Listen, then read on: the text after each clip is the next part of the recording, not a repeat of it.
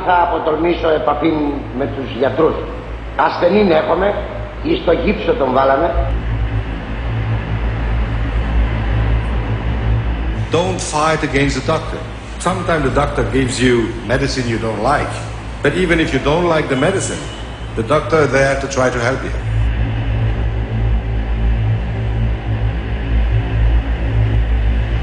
Η ιστορία, είπαν κάποτε, έχει αυτή την αναθεματισμένη συνήθεια να επαναλαμβάνεται, σαν φάρσα. Και από ένα δικτάτορα γιατρό περάσαμε στον αρχίατρο του Διεθνούς Νομισματικού Ταμείου.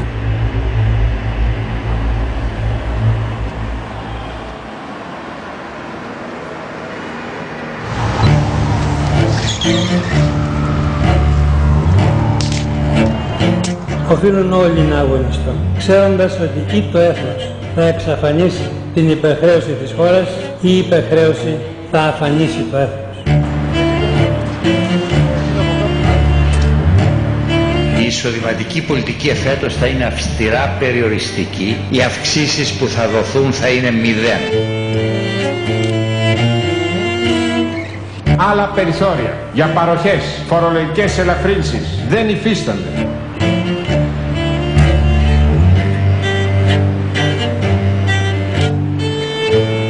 Πρέπει να συμμαζέψουμε τη δημόσια δαπάνη, πρέπει να νοικοκυρέψουμε τα του οίκου μας και αυτά δεν γίνονται με τις δικές σας ακάλυπτες επιταγές μοιρασιών και παροχών σε μια τέτοια εποχή κρίσης.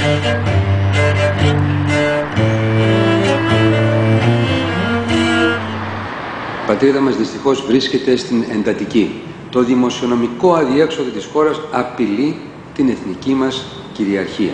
Για πρώτη φορά από το 1974.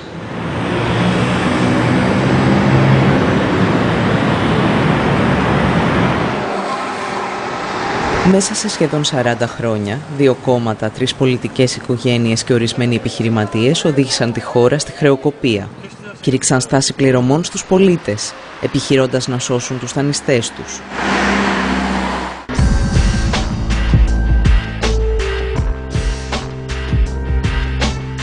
Οι τσάροι της οικονομίας, ύστερα από δεκαετία σχεδόν συνεχούς λιτότητας, παρουσίαζαν την Ελλάδα σαν τοπική οικονομική υπερδύναμη. Το έργο μας είναι ασυναγώνιστο. Ποια κυβέρνηση έλυσε το πρόβλημα της οικονομίας? Η οικονομία για άλλη μια φορά θα αποδειχθεί ότι είναι το ισχυρό χαρτί της χώρας μας. Ενώ η οικονομία έκανε ένα άλμα και άλλαξε κατηγορία, πήγε από την δεύτερη στην πρώτη εθνική. Όταν το οικοδόμημά τους κατέρευσε, οι ίδιοι άνθρωποι έλεγαν πίσω από τις πλάτες μας ότι λόγω κάποιας γενετικής ανομαλίας είμαστε ανίκανοι να διαχειριστούμε την οικονομία μας χωρίς ξένες παρεμβάσεις.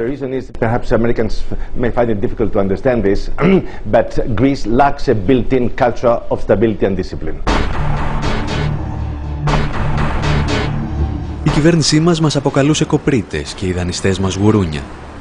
Όπως άλλωστε και όλες τις χώρες της Ευρωπαϊκής Περιφέρειας. Και οι υπουργοί σε όλες αυτές τις χώρες προσπαθούσαν να μας πείσουν ότι τα φάγαμε μαζί τους. I accept that there were failures in the political system, but let's be fair about it. We all partied.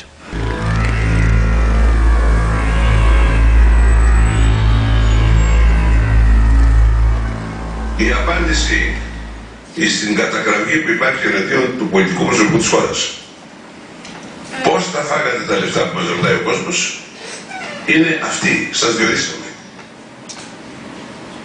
Τα φάγαμε όλοι μαζί.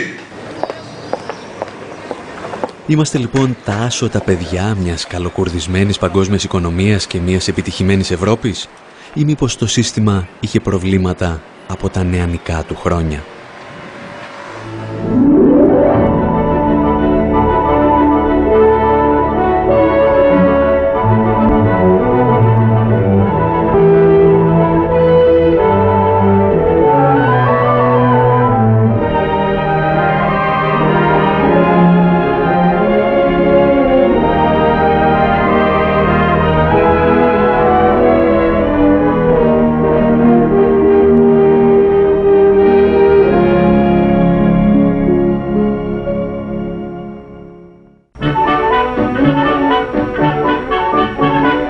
Η μεταπολεμική περίοδος της παγκόσμιας καπιταλιστικής οικονομίας μπορεί να χωριστεί στα δύο, κατά τη γνώμη μου. Είναι τα πρώτα 25 χρόνια περίπου της λεγόμενης χρυσής εποχής μετά τον Δεύτερο Παγκόσμιο Πόλεμο, όπου οι ρυθμοί ανάπτυξης ήταν υψηλοί, τα πραγματικά εισοδήματα ανέβαιναν, η κατανάλωση ανέβαινε, δημιουργήθηκαν αυτές οι συνθήκες που δεν είχαν ξαναφανεί ποτέ στην ιστορία του καπιταλισμού. Joe's the king because he can buy more with his wages than any other worker on the globe. There's no such thing as a crisis-free capitalism.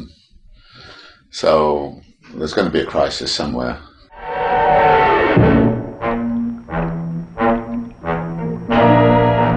Αυτή η περίοδος έφτασε στο τέλος της στα μέσα της δεκαετίας του 1970. Από εκεί και πέρα μπήκαμε σε μια άλλη περίοδο χαμηλής ανάπτυξης, συχνών κρίσεων, χαμηλής ανόδου του εργατικού εισοδήματος, αν ανέβαινε αυτό, συχνά υψηλής ανεργίας, μιας γενικότερης δυστοκίας, δηλαδή των όριμων καπιταλιστικών χωρών όσον αφορά τη διαδικασία της συσσόρευσης. That crisis was really focused on the power of labor, which was very strong at that time in the core capitalist regions in Europe and North America. And the result of that was there were a lot of pressures on wages. Labor was well organized. They had a lot of political power and state, in elections, and it was just simply a big problem for capital. So they had to discipline labor, and they did it a number of ways. They did it mainly by opening up national economies to global competition, gaining access to the world's labor resources, eventually, of course, as China came into the picture. In the automatic permafreeze, so see your dealer right away, get a permafreeze today. Χαρακτηριστικό της περίοδου αυτής είναι η γιγάντωση του χρηματοπιστωτικού συστήματος, την οποία εγώ και άλλοι θα ονομάζαμε χρηματιστικοποίηση. Η χρηματιστικοποίηση έφερε και επέτεινε τις κρίσεις. Capital could go pretty much where it wanted with plenty of access to low-wage labor. But then the problem arose that the share of wages in national income was going down everywhere. And of course, wages is a big part of the market. And then there came the problem of how do you sell your goods when the purchasing power is not there. And the answer was give everybody credit. So we got the invention of the credit economy, which really picks up strongly in the 1980s and 1990s to cover the gap between what labor was actually getting and what it could purchase. And that's where many people started to see by the end of the 1990s, 2000, that this was the unsustainable bit. But so it was the way we got out of the crisis of the 1970s that prepared the ground for this kind of crisis.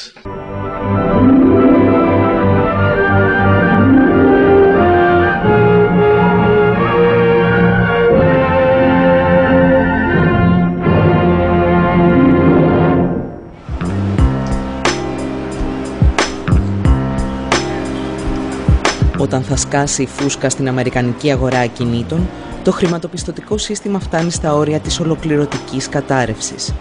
Συμπαρασύρει έτσι την πραγματική οικονομία που αντιμετωπίζει τα δικά της δομικά προβλήματα.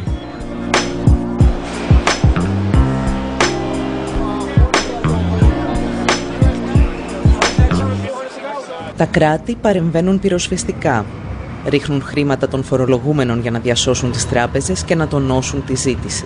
Η χρηματοπιστωτική κρίση μετατρέπεται έτσι σε δημοσιονομική και οι ίδιες οι τράπεζες που διασώθηκαν από τους φορολογούμενους αποφασίζουν να δαγκώσουν το χέρι που τις βοήθησε, ποντάροντας τη χρεοκοπία των κρατών.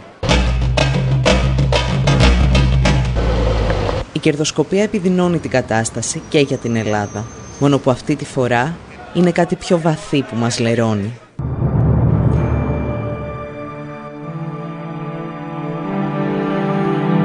Έχει έρθει η σειρά της Ευρωζώνης να πληρώσει. Ο βασιλιάς Ευρώ αποδεικνύεται γυμνός. Πρώτα απ' όλα γυμνός από κράτος. Il n'y a pas de monnaie sans État. L'avantage des États-Unis et l'avantage du dollar, malgré toutes ses faiblesses, c'est entre autres qu'il y a un État qui s'appelle les États-Unis. L'Europe, elle, n'existe pas. L'Europe, il n'y a pas d'Europe politique.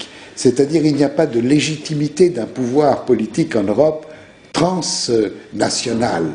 À mon avis, la zone euro n'est pas viable.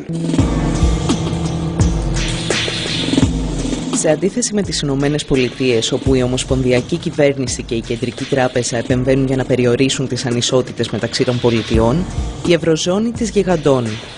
Δημιουργεί έτσι τους φτωχούς εγγενείς, τα γουρούνια της Ευρωπαϊκής Ενοποίησης. Η Ευρωζώνη έχει χωριστεί πεντακάθαρα πλέον σε κέντρο και περιφέρεια. Η κρίση είναι εντονότατη στην περιφέρεια, είναι στον αλφα βαθμό κρίση της περιφέρειας. Ο μεγάλος κερδισμένος του ευρώ ως τέτοιου νεονομίσματος είναι φυσικά οι χώρες του κέντρου και κυρίως η Γερμανία. Η ανταγωνιστικότητα άρχισε να διαφέρει πάρα πολύ και οι χώρες της περιφέρειας συστηματικά έχασαν ανταγωνιστικότητα. Αυτό λοιπόν ήταν μια άμεση απόρρεια του ευρώ.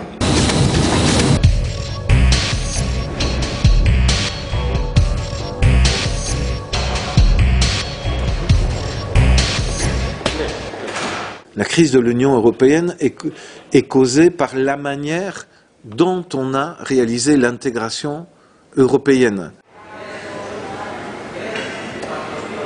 La Grèce, c'est comme si vous mettez dans un ring un Cassius Clay, champion du monde poids lourd, avec un poids plume, et vous lui dites allez démarrer la bataille et on va voir quel est le meilleur qui va gagner.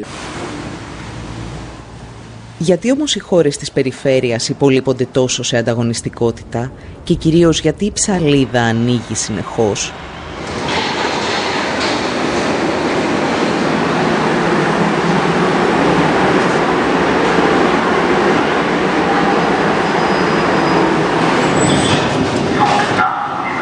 Ο μύθος της οκνηρής περιφέρειας και της εργατικής Γερμανίας με την υψηλή παραγωγικότητα καταρρίπτεται. Αν κατάφεραν κάτι οι γερμανικές κυβερνήσεις, ήταν να κηρύξουν τον πόλεμο στους δικούς τους εργαζόμενους και να παγώσουν τους μισθούς τους για μία δεκαετία.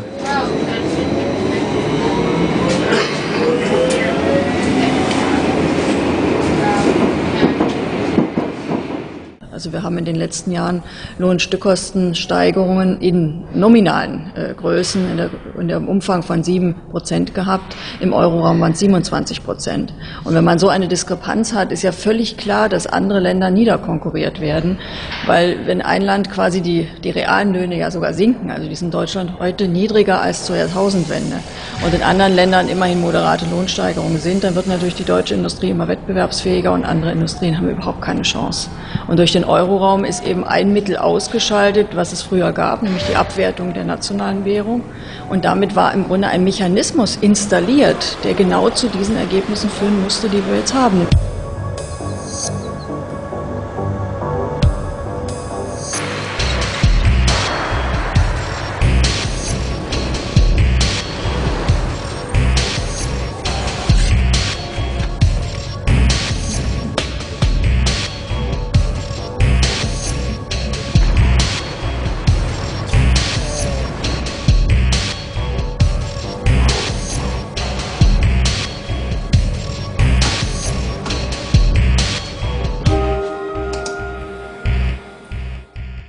Η απώλεια ανταγωνιστικότητας φάνηκε με δύο τρόπους. Και οι δύο εκ των οποίων ήταν αποφασιστικοί για την κρίση. Ο πρώτος ήταν πολύ μεγάλα ανοίγματα στις τρέχουσες συναλλαγές. Η Ελλάδα δε είχε το μεγαλύτερο όλων. Όταν δεν μπορείς να ανταγωνιστείς, οι συναλλαγές σου με τον υπόλοιπο κόσμο αρχίζουν και γίνονται ελληματικές. Το έλλειμμα λοιπόν της Ελλάδας ήταν τρομακτικό. Αλλά ήταν κάτι που είδαμε και στις υπόλοιπες χώρες της περιφέρειας. Αυτό λοιπόν ήταν το ένα φαινόμενο. Συναφές με αυτό το φαινόμενο ήταν η συσσόρευση χρέους. Διότι όταν έχεις αυτά τα ελλείμματα, κάπως πρέπει να τα χρηματοδοτήσεις. La Grèce est un parent pauvre dans cette Union européenne. La Grèce est un pays de la semi-périphérie du continent européen. Il est évident que la Grèce ne peut pas avoir autre chose que des déficits publics dans les conditions de son intégration au marché européen.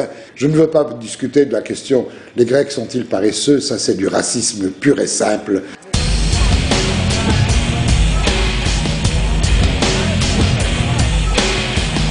Η Ευρωζώνη διαλύει το νοσοποιητικό σύστημα των χωρών της Ευρωπαϊκής Περιφέρειας, αφήνοντάς τις εκτεθειμένες στην παγκόσμια κρίση. Αχίλλειος πτέρνα αυτών των χωρών είναι τα ελλείμματα και το χρέος.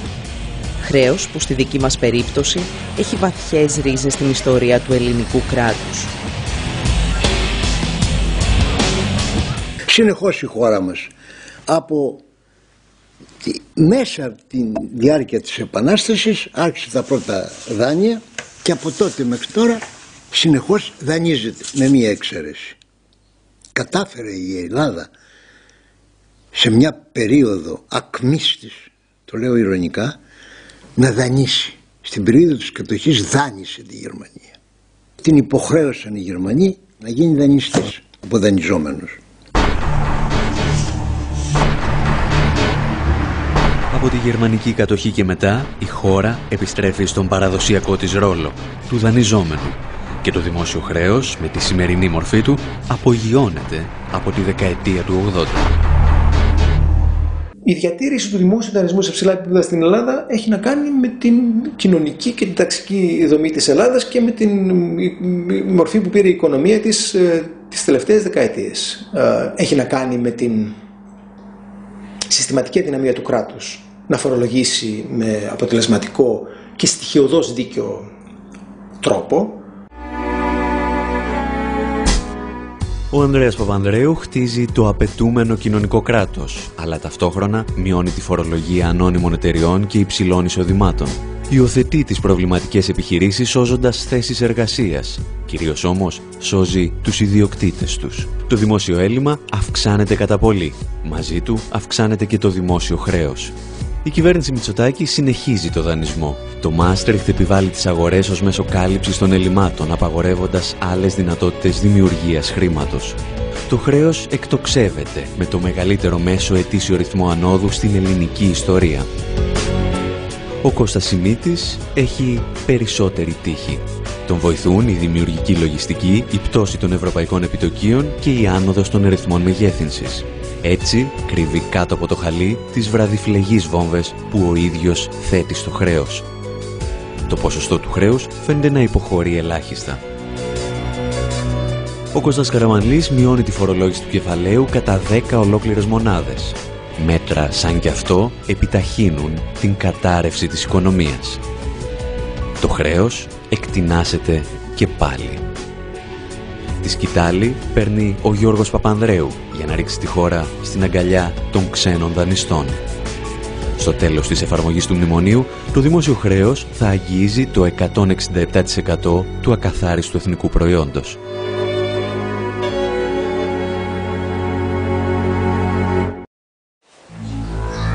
Οι περισσότερες χώρες που βρέθηκαν σε παρόμοια θέση δέχθηκαν την επίσκεψη του Διεθνούς Νομισματικού Ταμείου. Κανένας όμως δεν πλήρωσε τόσο ακριβά όσο η Αργεντινή, το αντεστραμμένο είδωλό μας στην άλλη πλευρά του Ατλαντικού.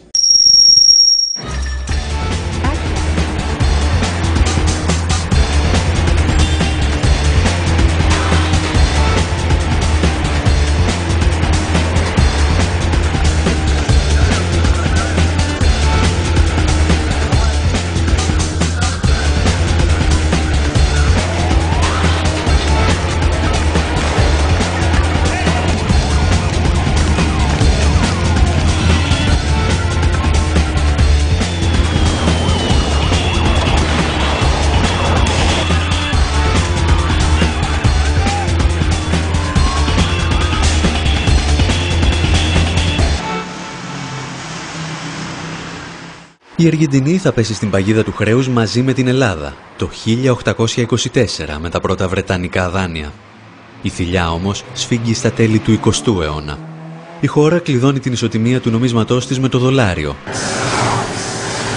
Χάνει έτσι όλα τα μέσα άσκησης νομισματικής πολιτικής. Ζει τη δική της Ευρωζώνη. μόνο που στη θέση του Βερολίνου βρίσκεται η Ουάσιγκτον. In a way to enter the new century in a very, very solid basis. Παράλληλα, το Διεθνές Νομισματικό Ταμείο μετατρέπει τη χώρα σε ένα ακόμη πειραματικό εργαστήριο του νεοφιλελευθερισμού.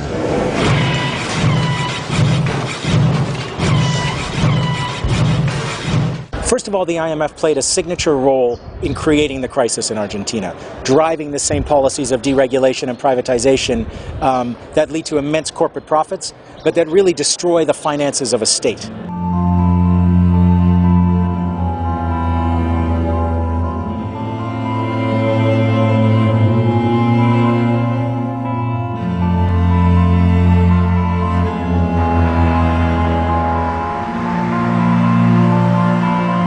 They were very clearly, the agent of U.S. power in the world, just as they are very clearly the agent of neoliberalism, which means the agent of upper classes in the neoliberal enterprise, whose aim was to increase their income tremendously, what they did, but they did to the present crisis. Με την οικονομική κατάρρευση της Αργεντινής το 2001, το Διεθνές Νομισματικό Ταμείο και οι νεοφιλελεύθερες θεωρίες του γίνονται περίγελος των οικονομολόγων σε όλο τον κόσμο. Ορισμένα τέρατα όμως δεν πεθαίνουν ποτέ. The IMF is a little bit like a zombie institution. You can't kill it.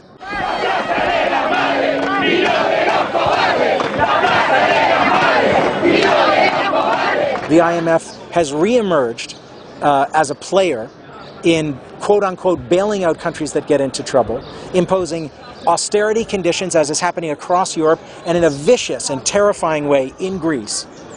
And there's no sense whatsoever that this institution has learned anything from the experience of Argentina.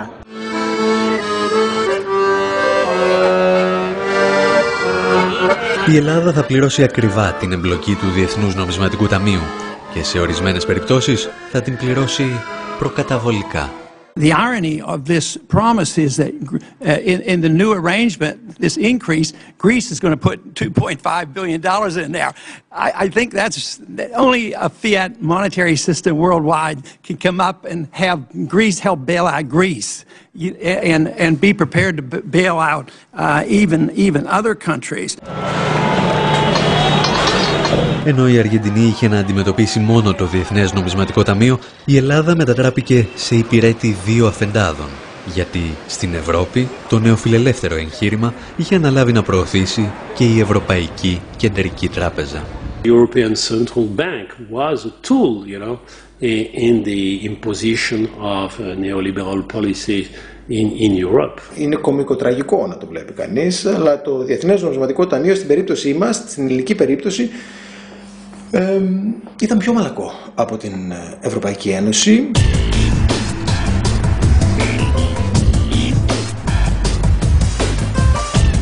Τα μέτρα που επιβάλλει η ελληνική κυβέρνηση σε συνεργασία με την Τρόικα δεν είναι απλώς άδικα και επικίνδυνα για τον πληθυσμό. Είναι εξ αρχής καταδικασμένα σε αποτυχία.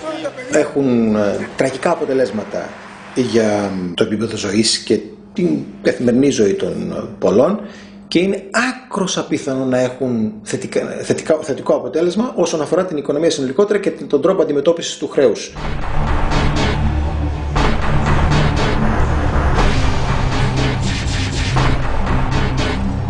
Όπως και στην Αργεντινή, στόχος των μέτρων δεν ήταν να σωθεί η οικονομία, αλλά οι τράπεζες και οι μεγάλες επιχειρήσεις. The IMF put magnificent pressure on Argentina to repay these debts.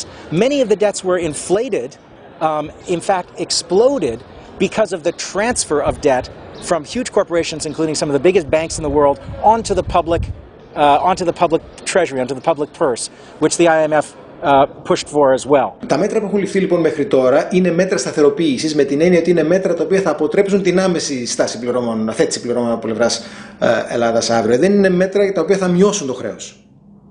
Αυτό δεν είναι φανερό, δεν χρειάζεται να το θεωρητικοποιήσουμε, ότι το χρέος συνεχίζει να αυξάνεται και να αυξάνεται ταχύτατα, αφού υιοθετήθηκαν τα μέτρα και ως απόρρια των μέτρων. Είναι μέτρα που ελήφθησαν για να προστατευτούν οι δανειστές, να προστατευτούν οι τράπεζες με τον πιο ξεκάθαρο τρόπο. Μέσα σε λίγους μήνες η ελληνική κυβέρνηση θα προσφέρει στις ελληνικές τράπεζες 108 δισεκατομμύρια ευρώ. Σχεδόν δηλαδή το σύνολο του πακέτου σωτηρίας που λαμβάνει από το Διεθνές Νομισματικό Ταμείο και την Ευρωπαϊκή Ένωση. Η Αργεντινή, όταν βρέθηκε αντιμέτωπη με ανάλογες καταστάσεις, τιμώρησε αρκετούς από τους υπευθύνους. Η εικόνα των προέδρων που εγκατέλειπαν το προεδρικό μέγαρο με ελικόπτερα στοιχιώνει ακόμη το Διεθνές Νομισματικό Ταμείο, αλλά και τους συνεργάτες του.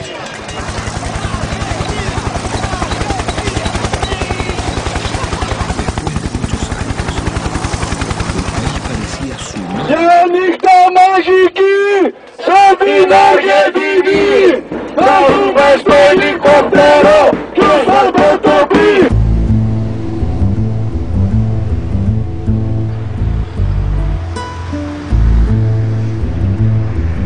Έτος 1 μετά Δουνουτού. Η Ελλάδα έχει μπει σε ένα εντατικό πρόγραμμα εξυγιάνσεων, αξιοποιήσεων, εξορθολογισμού και συμμαζέματος.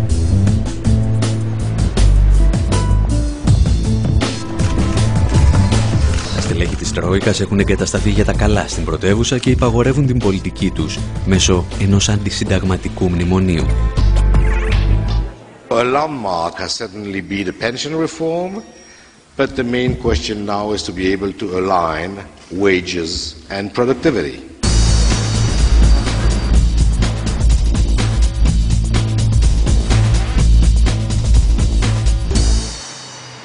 Τι είμαστε σήμερα? Είμαστε ελεύθερη χώρα, είμαστε ανεξάρτητη υποτέλεση, είμαστε στην πλήρη ολοκληρωτική υποτέλεια. Είναι άλλο θέμα η ελευθεριά και άλλο θέμα είναι η εθνική ανεξαρτησία. Δηλαδή το πρόβλημα της χώρας μας είναι πρόβλημα εθνικής ανεξαρτησίας σήμερα.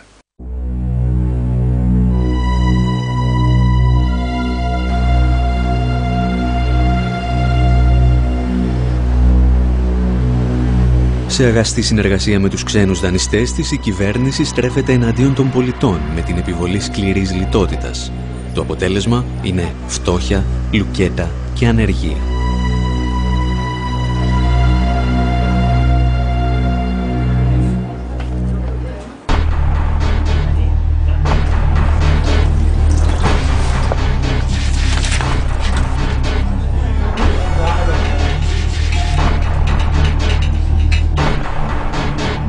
Ήδη εμείς αντιμετωπίζουμε το κέντρο της Αθήνας σαν να βρίσκεται σε μια ανθρωπιστική κρίση.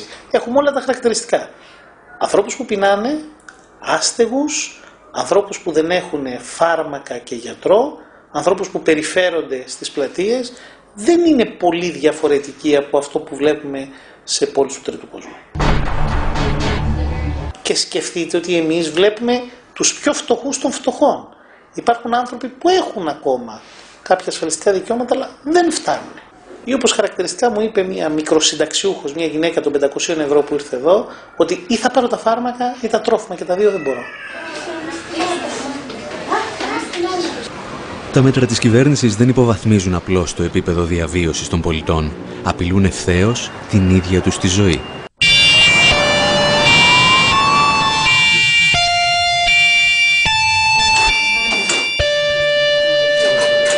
Όλες οι χώρες που μέχρι τώρα μπήκαν σε διαδικασία υποστήριξης σε εισαγωγικά από το Διεθνές Νομισματικό Ταμείο είχαν δραματικές επιπτώσεις στο προσδόκιμο επιβίωσης, δηλαδή αυτό που λέμε στην απλή γλώσσα μέσο όρο ζωής. Είχαμε περιπτώσεις χωρών που μετά την περιπέτειά τους αυτή ο μέσος όρος ζωής έπεσε 5 και 10 χρόνια. Με τις περικοπές αυτές που αντιμετωπίζουμε τώρα είναι σαφές ότι θα έχουμε μια μεγάλη μείωση στο προσδόκιμο επιβίωσης.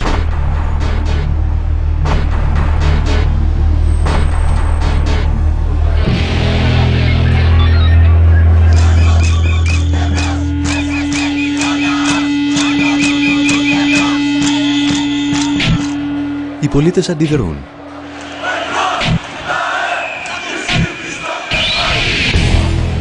Και η κυβέρνηση καταστρατηγεί ακόμη και τις βασικές αρχές της αστικής δημοκρατίας.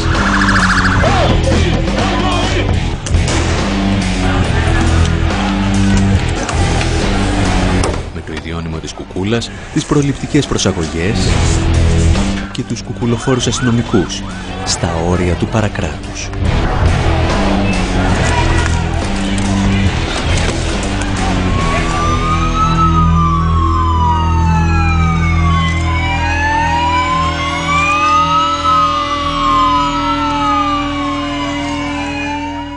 Les crises se soldent toujours par des mesures antisociales, antipopulaires, qui peuvent être extrêmement brutales. Et ça fait partie naturellement des moyens pour le capitalisme de redresser la situation. Son problème, c'est de les faire accepter. Voilà. Son problème, c'est de les faire accepter en usant de violence.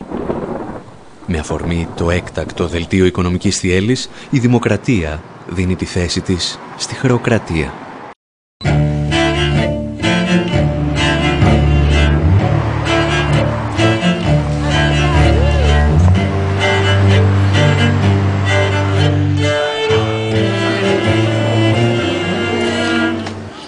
Une crise du capitalisme, c'est quand même une énorme destruction de valeur.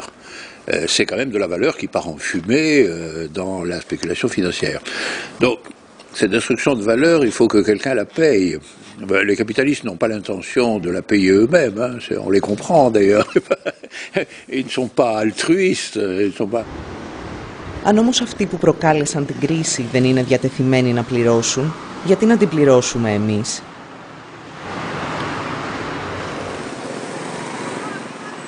Στην παγκόσμια ιστορία, δεκάδες χώρες αρνήθηκαν με επιτυχία να πληρώσουν χρέη για τα οποία δεν ευθύνονταν οι πολίτες.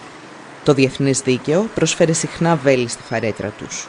Ένα από αυτά ήταν η έννοια του απεχθούς χρέους.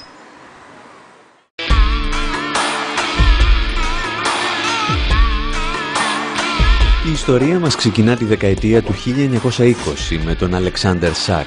Υπουργός στην τσαρική Ρωσία και ειδικός σε θέματα δικαίου, ο Σακ βρέθηκε μετά την Επανάσταση του 1917 να διδάσκει σε πανεπιστήμια της Ευρώπης και των Ηνωμένων Πολιτειών.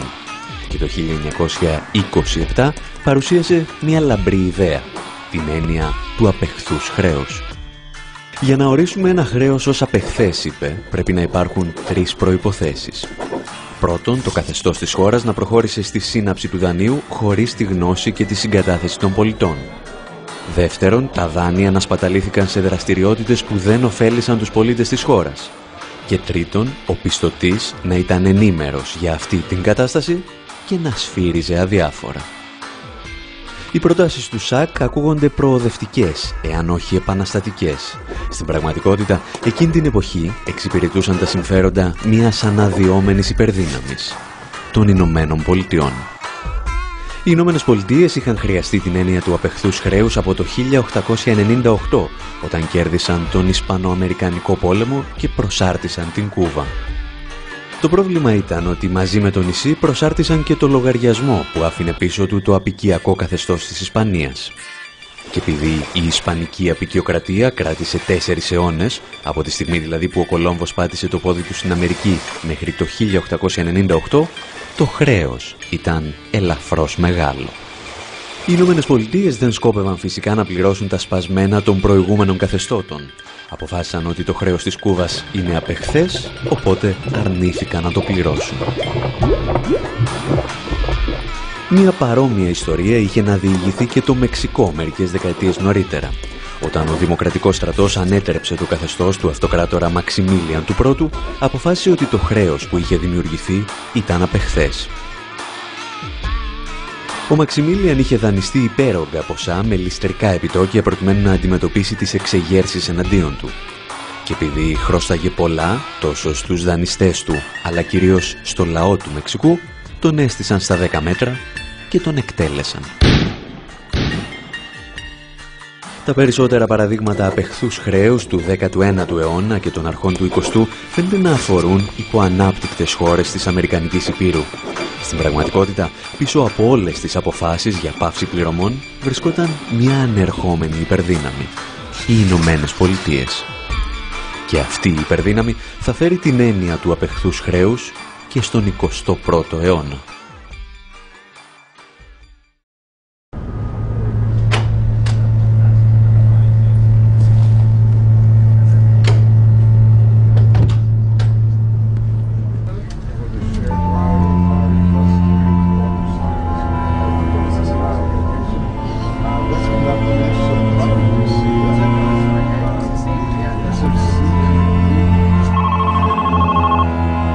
Δεκέμβριος 2002, ο Λευκός Οίκος βάζει τις τελευταίες πινελιές στα σχέδια εισβολής και κατάληψης του Ιράκ.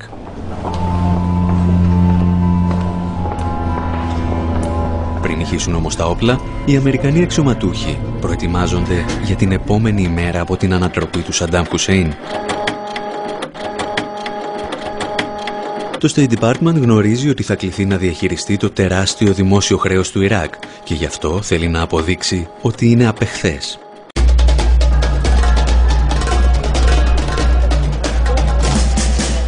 Δημιουργεί λοιπόν μια μυστική ομάδα εργασίας και η ομάδα αυτή προτείνει η πρώτη μεταβατική κυβέρνηση να κηρύξει στάση πληρωμών με το επιχείρημα ότι ο Ιρακινός λαός δεν πρέπει να πληρώσει το απεχθές χρέος του καθεστώτος.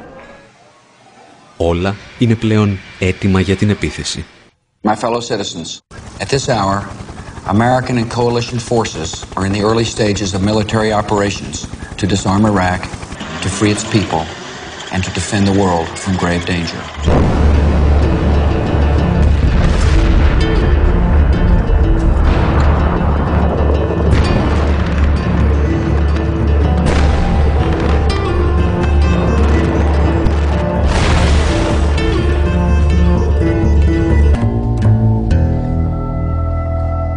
Rappelez-vous, en 2003, les États-Unis, avec leurs alliés, envahissent l'Irak. C'était en mars 2003.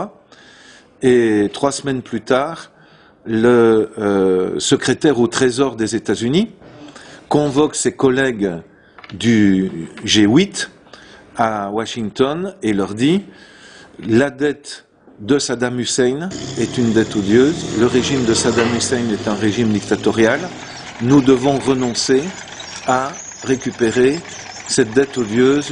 Le nouveau régime qui va venir en Irak doit être libéré du poids de cette dette. »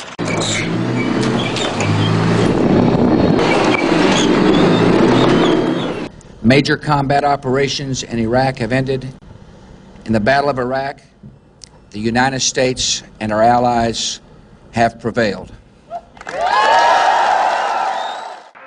Ο George Bush θα αναθέσει στον πρώην Υπουργό Εξωτερικών James Baker να πείσει τη διεθνή κοινότητα ότι το χρέος του Ιράκ είναι απεχθές. Και αυτός υποστηρίζει ότι ο Σαντάμ Χουσέιν σπαταλούσε τα χρήματα του λαού του για να κατασκευάζει παλάτια και να αγοράζει όπλα. Μεταξύ άλλων, οι Αμερικανοί διπλωμάτες απέδειξαν ότι το Ιράκ όφελε δισεκατομμύρια δολάρια στη Γαλλία και τη Ρωσία για την αγορά πυράβλων Exocet και μαχητικών αεροσκαφών Mirage F1 και MiG. Στην πραγματικότητα, η συμπεριφορά του Χουσέιν δεν διαφέρει και τόσο από την πρακτική αρκετών ηγετών της Δύσης. Τα παλάτια είναι για τον αραβικό κόσμο ότι οι Ολυμπιακοί αγώνες για τη Δύση. Μια επίδειξη οικονομικής αλλά και γεωπολιτικής κυριαρχίας.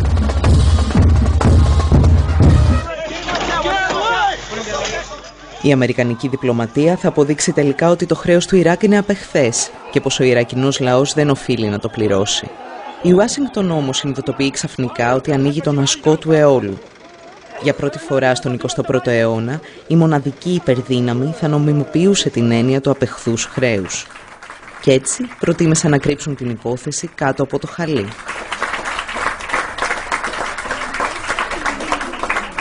Finalement, les autres pays ont dit OK, on supprime 80% de la dette irakienne au sein du club de Paris, mais ils ont dit s'il vous plaît, n'utilisez pas officiellement la notion de dette odieuse parce que si on utilise cette notion, d'autres pays vont faire appel à la jurisprudence. Par exemple, Congo va dire la dette de Mobutu, il ne faut pas la rembourser. Les Philippines vont dire la dette du dictateur Marcos, on ne veut pas la rembourser. L'Afrique du Sud va dire la dette de l'apartheid, nous ne voulons pas la rembourser. Donc, pour éviter une contagion, si vous voulez, une extension de la notion de dette odieuse dans les années 2000, on a pris une solution, une décision ad hoc qui concerne l'Irak. Mais pour nous, c'est clairement la démonstration que la doctrine de la dette odieuse s'applique.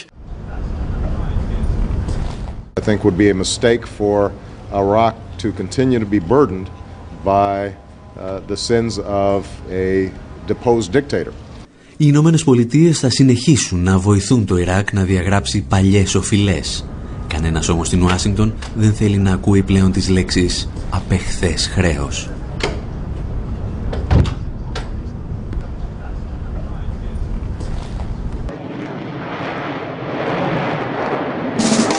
Το Ιράκ κατάφερε να διαγράψει ένα μεγάλο τμήμα του χρέους του με τις πλάτες μιας αυτοκρατορίας. Μια άλλη χώρα όμως αποφάσισε να σταθεί στα δικά της πόδια και να τα βάλει με το Διεθνές Νομισματικό Ταμείο και τους μεγάλους δανειστές της. Κατάφερε να αποδείξει ότι το χρέος της ήταν όχι μόνο απεχθές, αλλά παράνομο και αντισυνταγματικό. Καλώς ήρθατε στον Ισημερινό.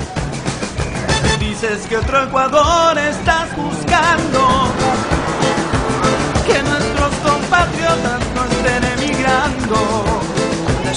No hace mucho tiempo que esto no pasaba en mi nación, por eso sé que tú vas a ganar. Vota por el mejor.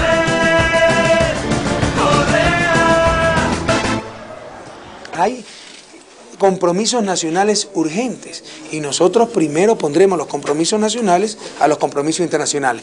En buena hora, si podemos cumplir ambos, pero nuestras prioridades son muy claras. Primero la vida antes que la deuda. El árbol que en rato arreciaba incompasivo, lo sentía frío adentro, frío afuera y todo así. Ο Ισημερινός θα μπορούσε να είναι μία από τις πλουσιότερες χώρες της Νότιας Αμερικής. Από τη στιγμή όμως που ανακαλύφθηκε πετρέλαιο, η χώρα γνώρισε μόνο δικτάτορες, φτώχεια, συσσωρευμένο χρέος και οικονομικούς δολοφόνους. My real job was deal making. It was giving loans to other countries, huge loans, much bigger than they could possibly repay. And one of the conditions of the loan, let's say $1 billion loan to a country like Indonesia or Ecuador, and this country would then have to give 90% of that loan back to a U.S. company or U.S. companies to build the infrastructure, a Halliburton or a Bechtel. These were big ones. And those companies would then go in and build an electrical system or ports or highways, and these would basically serve just a few of the very wealthiest families in those countries. The poor people in those countries would be stuck ultimately with this amazing debt that they couldn't possibly repay.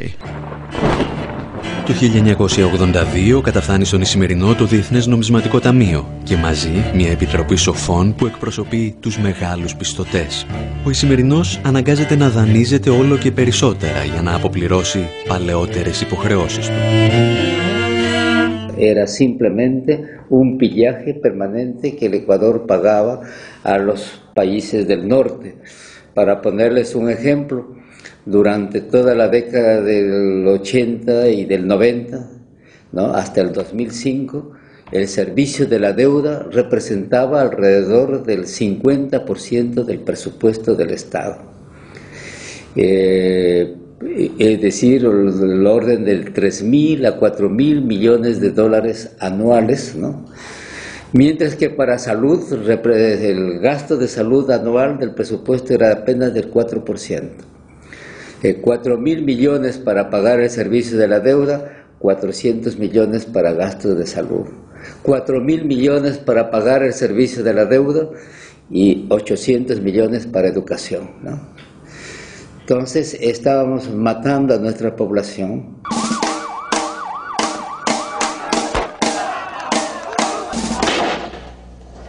Ο Ισημερινός εξεγείρεται.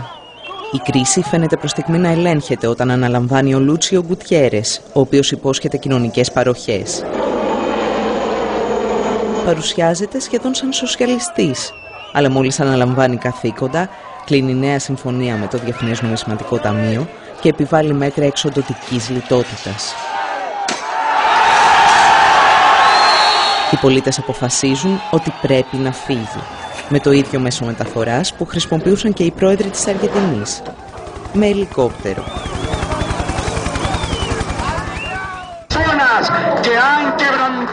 Ο αντιπρόεδρος Παλάσιο, που αναλαμβάνει την εξουσία, ξεκινά με καλές προθέσεις. Σύντομα όμως υποκύπτει στην Ουάσιγκτον και ο λαός στρέφεται στο μοναδικό πολιτικό που είχε αντισταθεί στις διεθνείς πιέσεις, τον Ραφαέλ Κορέα.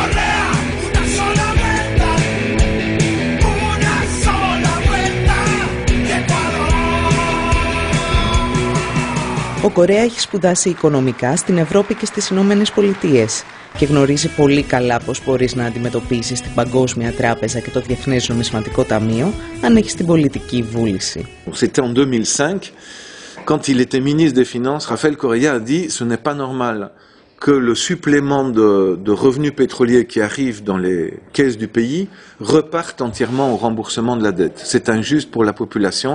Et il a dit 80% des revenus pétroliers doivent être destinés à améliorer les dépenses sociales dans l'éducation, dans la santé, dans la création d'emplois.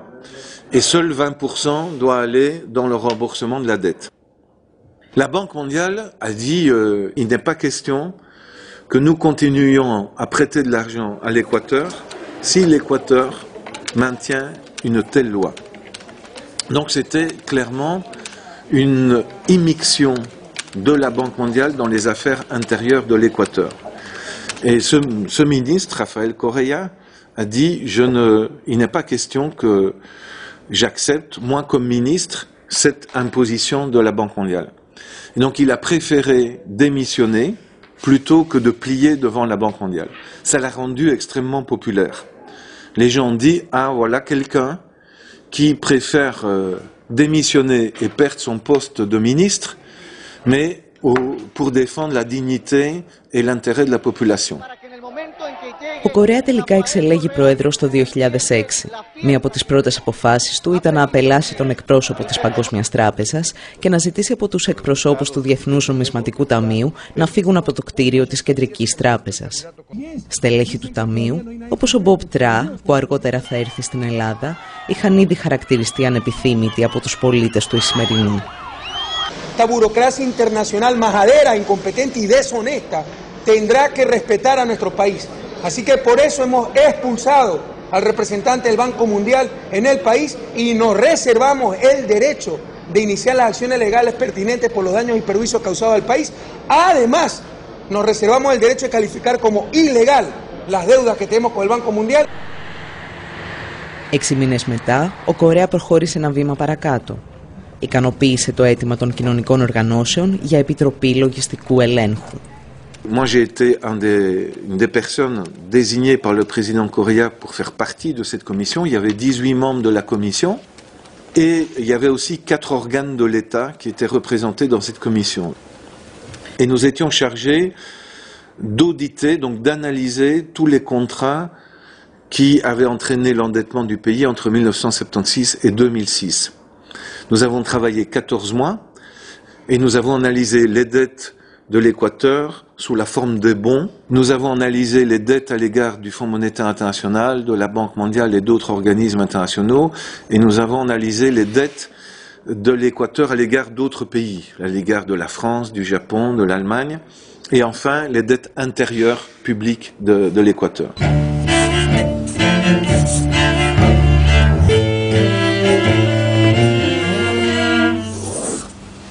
La pelea por tener acceso a la documentación fue dura, terrible. En el Ministerio de Finanzas, un colaborador nuestro, Alejandro Olmos, hijo, y mi persona, fuimos declarados personas no gratas en el Ministerio de Finanzas y todos los funcionarios del Ministerio de Finanzas hicieron una carta al ministro quejándose y denunciando nuestra posición, tanto de Alejandro Olmos como la mía, que estábamos afectando a los funcionarios del ministerio, ¿no?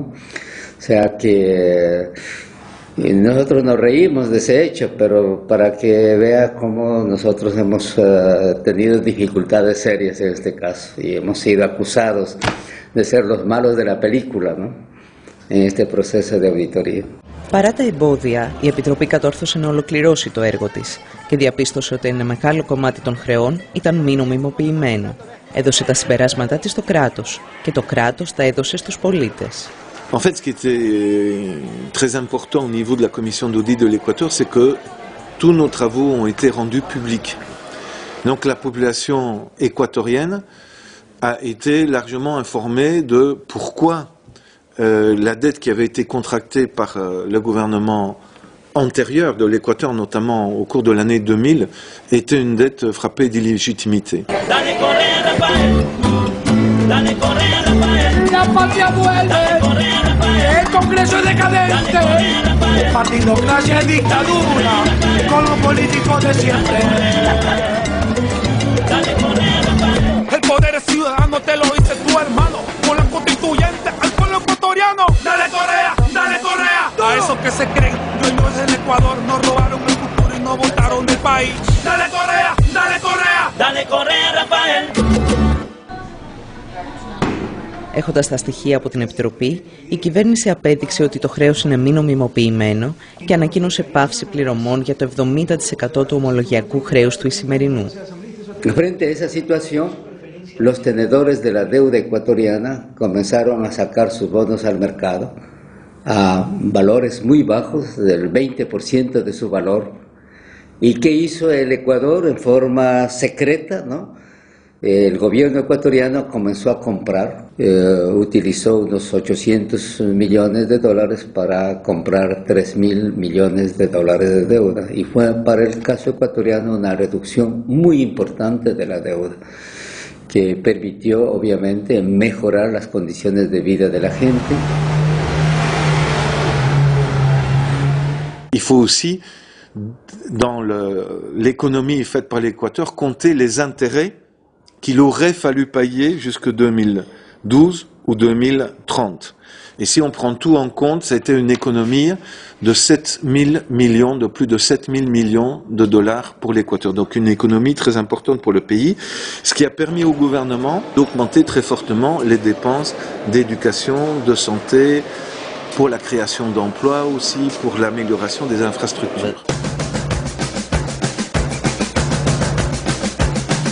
Ecuador is no longer in sale, you know?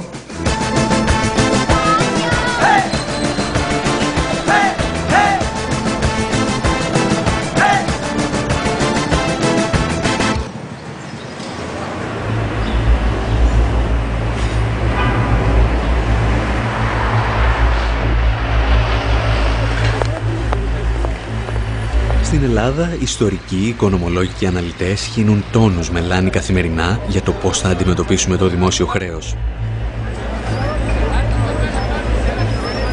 Υπάρχει όμως ένα ερώτημα, το οποίο λίγοι θέτουν. Χρωστά στα αλήθεια ο ελληνικός λαός όλα όσα του ζητούν?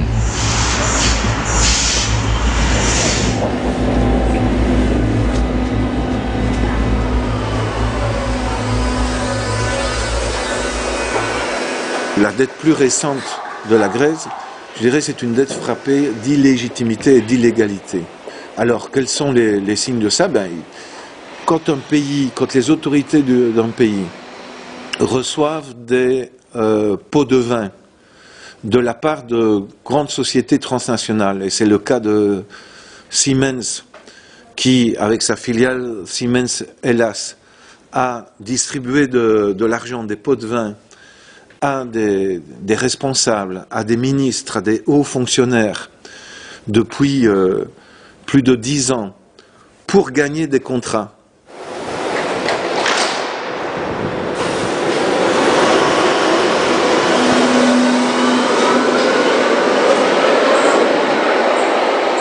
Là, on peut dire qu'il y a clairement une marque d'illégalité et d'illégitimité et que ces dettes-là doivent être mises en cause, c'est absolument évident pour moi.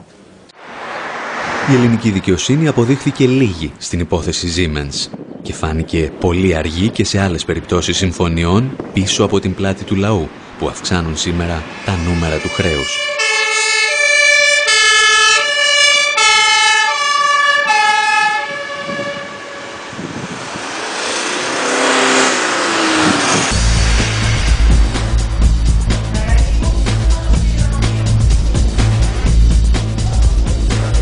Με τα διαβόητα swaps του 2001 η κυβέρνηση υποθήκευσε το μέλλον για να δείξει ένα ψεύτικο καλύτερο παρόν. Εμφάνισε μικρότερο το χρέος της χώρας μετατρέποντας ένα δάνειο από γεν σε ευρώ με βάση παλαιότερες ισοτιμίες. Βοηθός της στο μαγείρεμα η Goldman Sachs που κέρδισε εκατομμύρια από αυτό το deal. I'm particularly concerned about the role of U.S. financial institutions, particularly Goldman Sachs, that as Greece got on the heroin of borrowed money, Goldman was the crack dealer.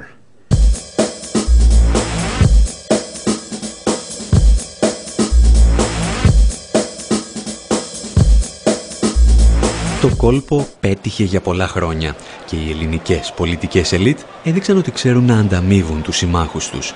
Προσέλαβαν ξανά την Goldman Sachs ως σύμβουλο με τους πολίτες να πληρώνουν τη συνεργασία.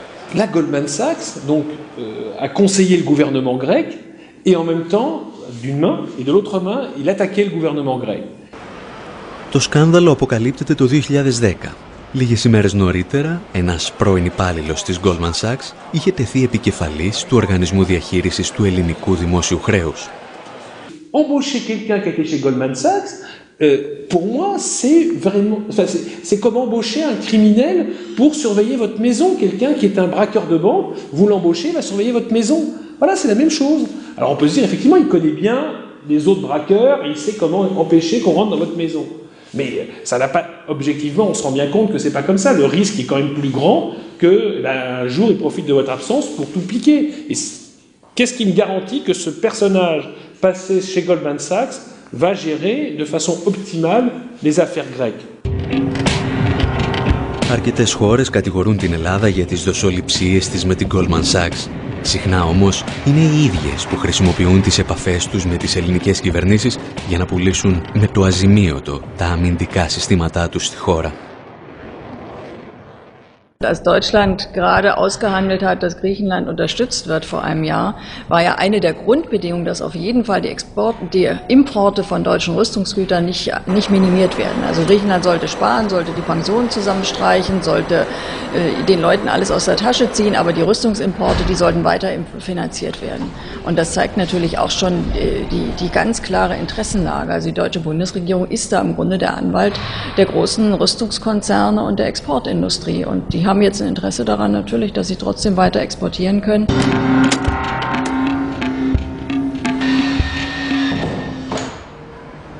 On est quand même hypocrite. Ces derniers mois, la France a vendu 6 frégates à la Grèce pour 2,5 milliards, des hélicoptères pour plus de 400 millions, des Rafales, un Rafale à 100 millions. Là, malheureusement, mon espionnage ne m'a pas permis de dire si c'est 10 ou 20 ou 30 Rafales. Ça fait presque 3 milliards. Et puis il y a l'Allemagne a vendu 6 sous-marins dans les prochaines années à la Grèce il y a quelques mois. Ça fait 1 milliard. Mais on est complètement hypocrite. On leur donne de l'argent pour acheter nos armes.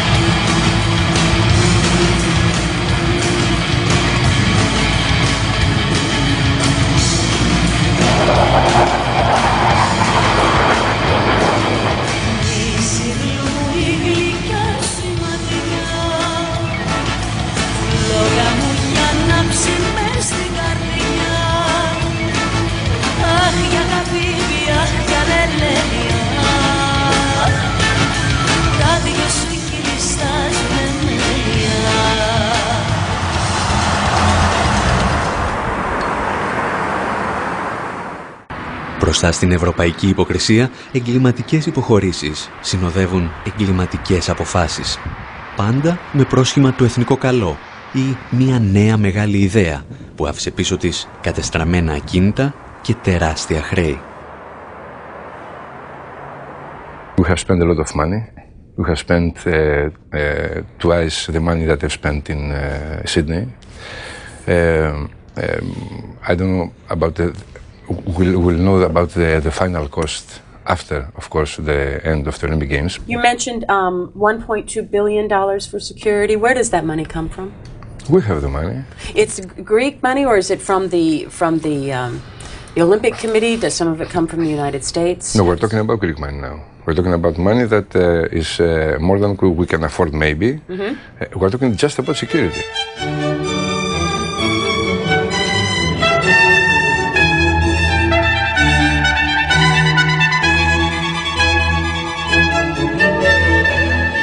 a fait des dépenses somptueuses, tout à fait exagérées, payées par la population grecque, parce que pour rembourser les dettes qu'on a contractées pour réaliser ces Jeux Olympiques, eh bien évidemment, on utilise une grande partie des impôts payés par les citoyens grecs pour rembourser cette dette. Et il est tout à fait normal que les citoyens grecs demandent qu'on fasse une analyse très claire de pourquoi le budget des Jeux Olympiques a explosé, à quoi les dépenses ont servi.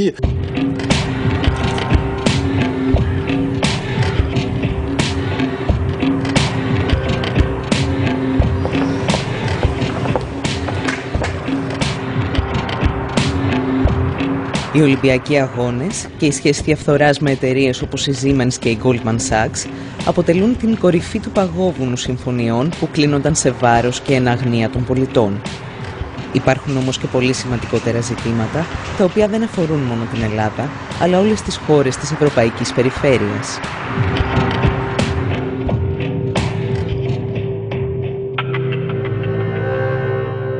Έχουν ακολουθηθεί όλοι οι κανόνες που επιβάλλονται και προσδιορίζονται όσον αφορά την έκδοση ομολόγων? Υπάρχουν θέματα νομιμότητας όσον αφορά τις τράπεζες οι οποίες έχουν παίξει τον πρώτο ρόλο είτε στην πρωτογενή αγορά είτε στη δευτερογενή αγορά για την έκδοση των ομολόγων αυτών? Ποιες είναι αυτές οι τράπεζες, πώς αμείφθηκαν, με ποιους όρους μπήκαν σε αυτές τις διαδικασίες?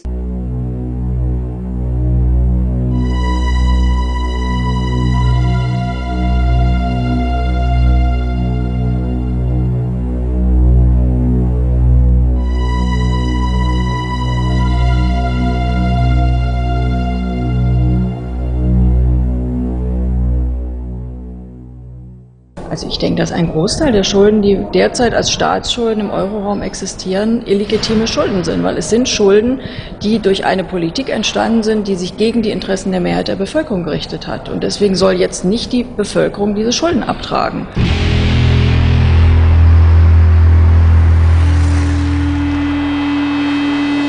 Το παράδειγμα του Ισημερινού μας έδειξε πως όλες αυτές οι παράνομες ή απεχθείς συμβάσεις μπορούν να έρθουν στο φως μέσα από τη δημιουργία μιας επιτροπής λογιστικού ελέγχου.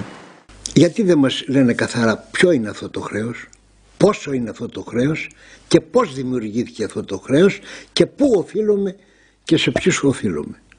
Γι' αυτό είναι αναγκαίο και απαραίτητο ένας λογιστικός έλεγχος ώστε να προσδιορίσει ακριβώς τι είναι αυτό το χρέος. Γι' αυτό λέω η γνώση και η απόρριψη όλων των ψευδολογιών που λένε και η κυβέρνηση και οι εταιρείες που αρπάζουν το χρήμα του ελληνικού λαού και τα παπαγαλάκια που πληρώνονται αδρά για να υμνούνε την κυβέρνηση.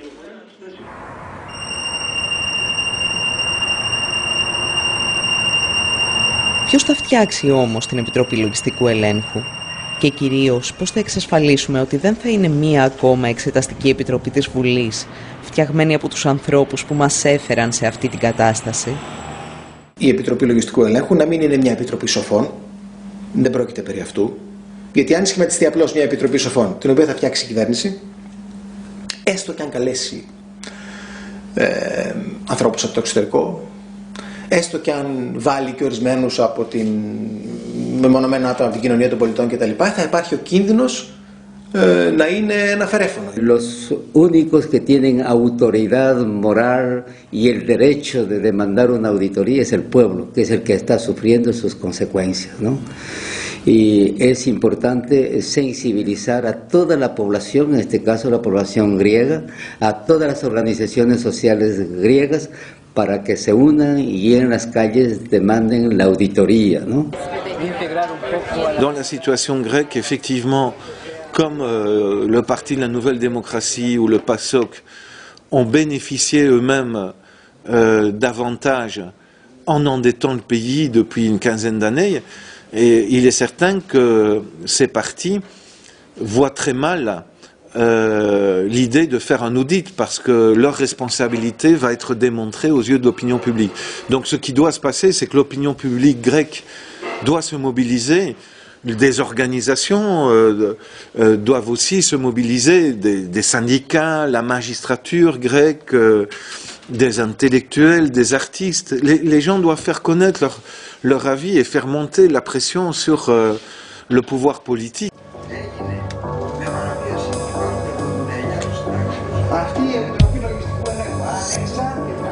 Από τις αρχές Μαρτίου, μια ομάδα ανθρώπων από διαφορετικούς πολιτικούς και εργασιακούς χώρους συγκρότησε μια πρωτοβουλία για τη δημιουργία Επιτροπής Λογιστικού Ελέγχου στην Ελλάδα. Ακαδημαϊκοί, συγγραφείς, καλλιτέχνες και συνδικαλιστές από ολόκληρο τον κόσμο στήριξαν αυτή την πρωτοβουλία.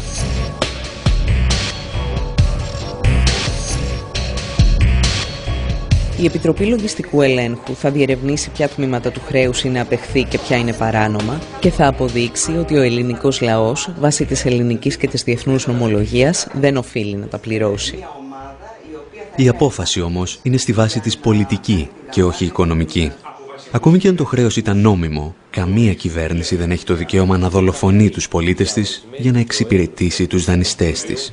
Και όλο το ελληνικό χρέος, το 350 δις ευρώ, να αποδειχτεί νόμιμο, που δεν θα αποδειχτεί έτσι, αλλά και όλο να αποδειχτεί νόμιμο, πάλι η Ελλάδα δεν μπορεί να το σηκώσει. Πάλι δηλαδή θα πρέπει να διαγραφεί. Εάν η εξυπηρέτηση του χρέους, η διατηρησιμότητά του επιβάλλει διάλυση των νοσοκομείων, διάλυση της παιδείας, διάλυση των δρόμων, τότε το χρέος σε κοινωνική βάση είναι μη διατηρήσιμο. What in effect the government is saying is that they are going to default in relationship to the Greek people.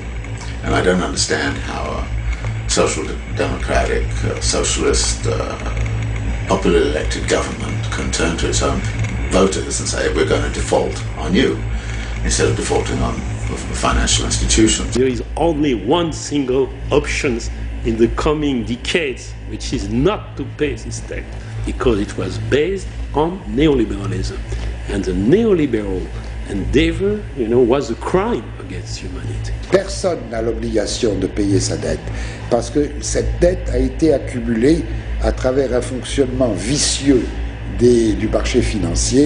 Il est immoral de payer une dette immorale.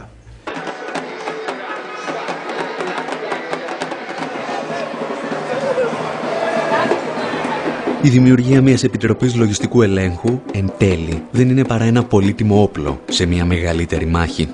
Μια μάχη που θα διεξαχθεί με τους παραδοσιακούς όρους με τους οποίους διεξάγονται αυτές οι μάχες εδώ και αιώνες.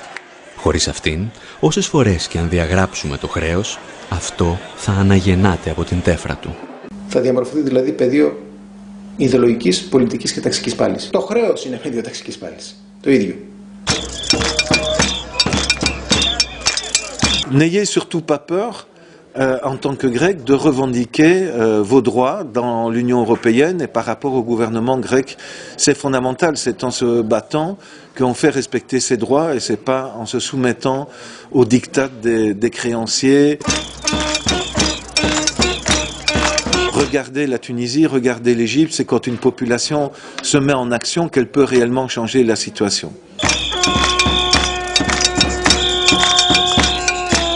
Να αποτινάξουμε από πάνω μας την υποτέλεια, να απελευθερωθούμε από το Διεθνές Νομισματικό Ταμείο, να απελευθερωθούμε από την Τράπεζα την Ευρωπαϊκή, να απελευθερωθούμε γενικά από την Τρόικα, η οποία είναι η οικονομική υποδούλωση της Ελλάδας.